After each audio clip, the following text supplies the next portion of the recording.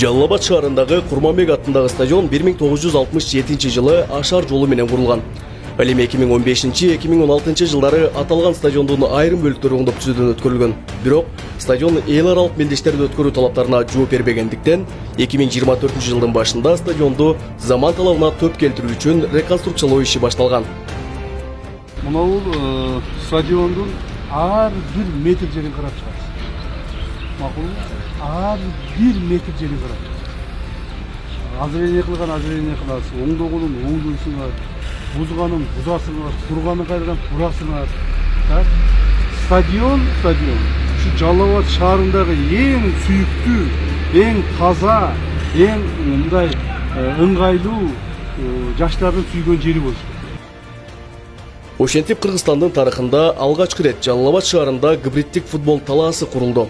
Тагыраагы стадион мурдагы калыбына 100% өзгөртүлүп, сугаруу системасы, жарыктандыруусу, көрүүчүлөр отурган отуруштардын 65% жана VIP залы толугу менен жаңыланды. Ошондой эле спортчулардын кийинүүчү, жуунуучу жайлары, эс алуучу бөлмөлөрү, машыктыруучулардын бөлмөлөрү да толугу менен жаңыртылып, 50 чарчы метрди түзгөн чоң экран орнотулду. Мындан сырткары футболчулардын коопсуздугу үчүн футбол талаасынын айланасы тосулуп, ал менен катар стадиондун сырткы короосунун тосмолору алмаштырылды.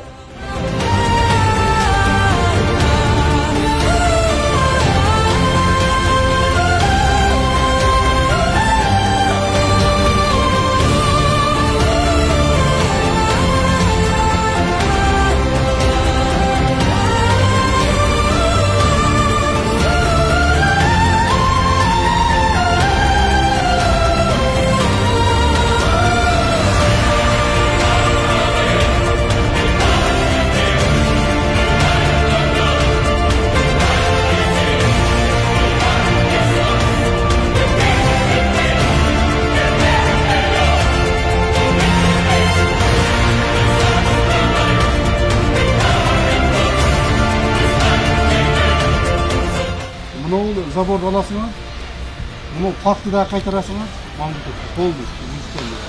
Мынау жерлерди полностью кайтарасыңар, мынау заборду аласыңар, бул жерден мынау заборду алып туруп, ошол жакта мындай заборду курабыз. Макулбу? Бүт мамлекетке кайтарасыңар.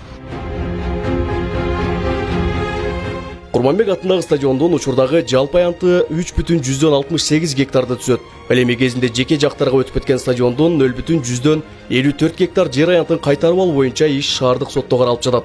Ал жер аянттар стадионго кайтарылса, көрктөндүрүү, жашылдандыруу иши колго алынып, максаттуу пайдалануу боюнча иш аракеттер жүргүзүлөт.